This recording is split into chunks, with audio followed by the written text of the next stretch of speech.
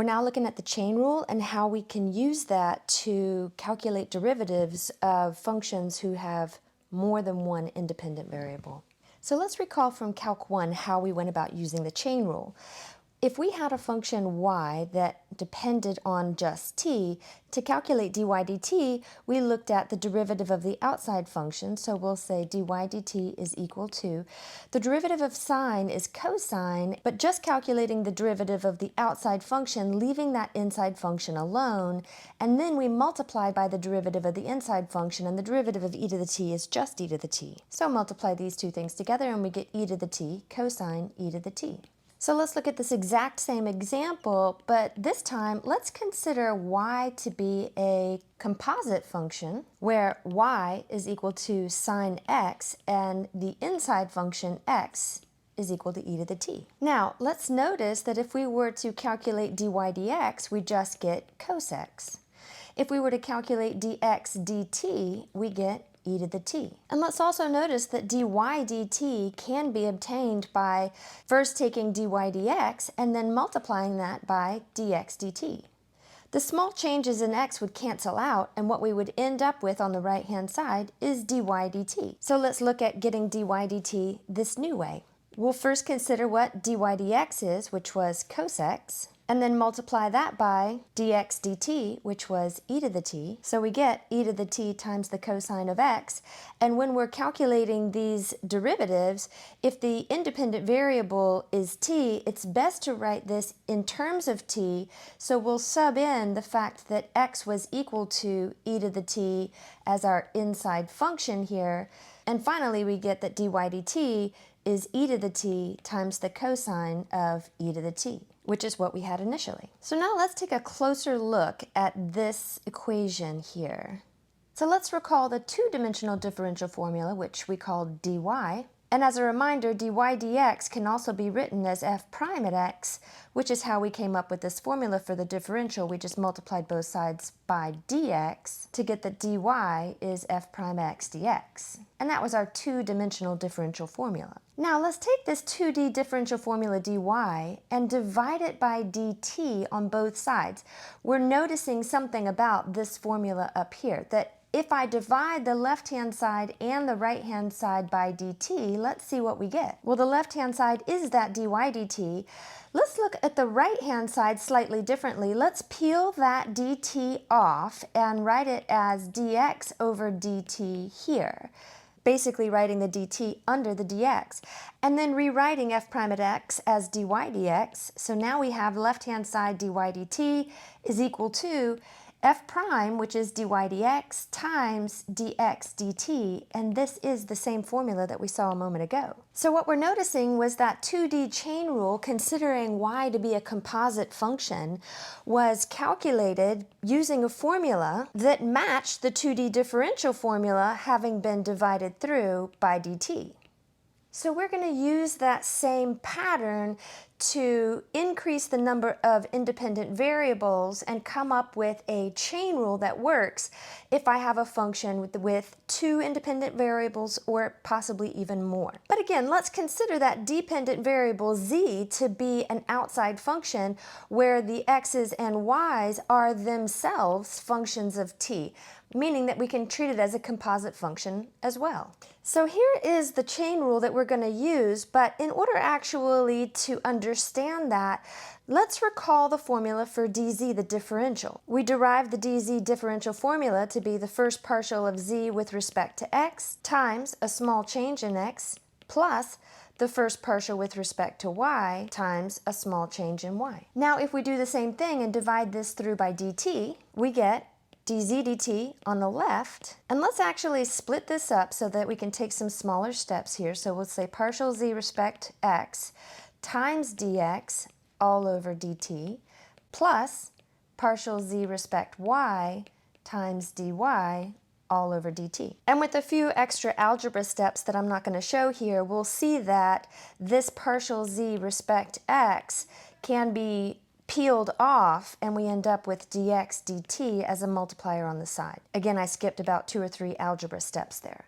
And then partial z respect y would be then multiplied by dy dt.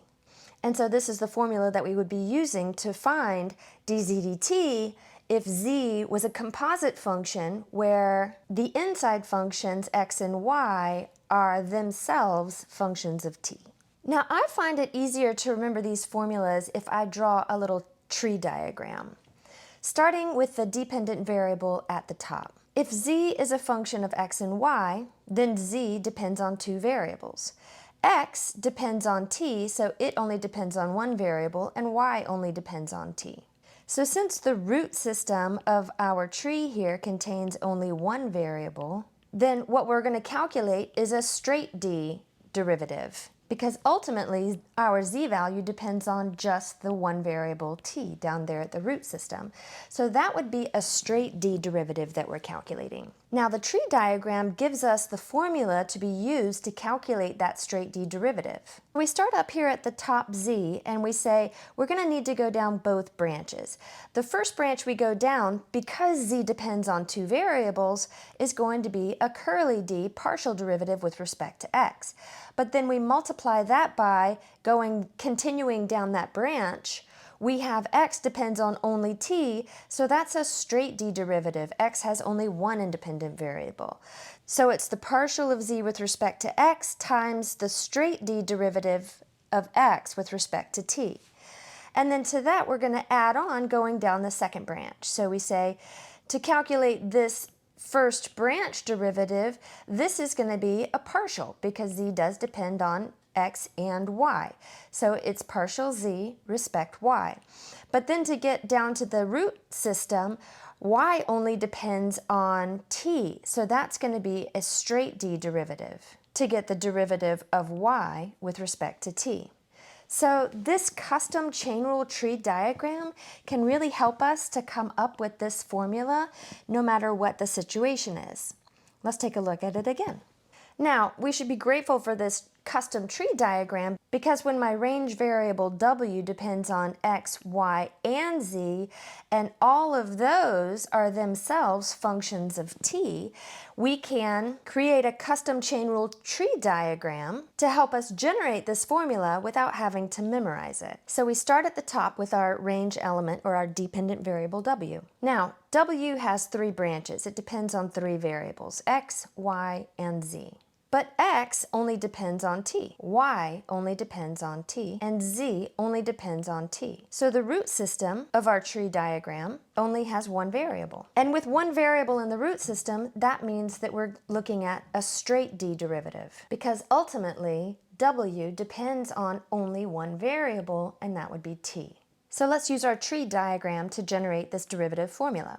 So because the root system has only one variable, this is a straight d derivative, w depends only on t. Now we have to start at w and go down the branches. First we go down the branch from w to x.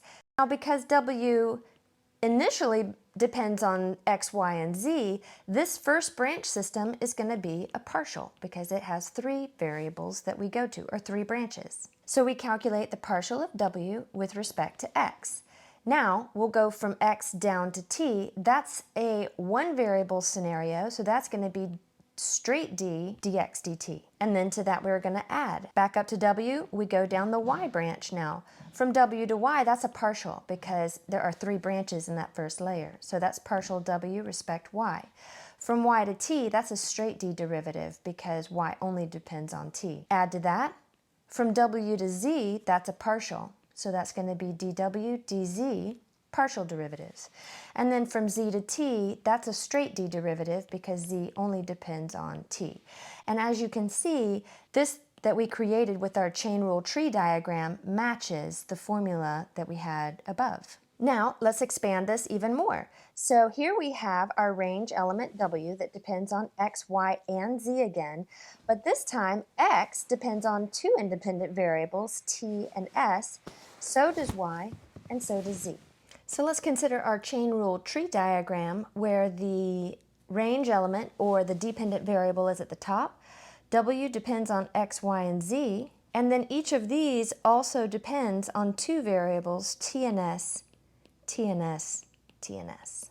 So because the root system of our tree diagram contains t and s, then what we're able to calculate is a curly D partial derivative of W with respect to either the T or the S, which are the ultimate independent variables. And because W ultimately depends on two variables and not just one, that's a curly D partial derivative. So let's generate these formulas by using our tree diagram so that you can see we don't actually have to memorize these formulas. You can generate it every time.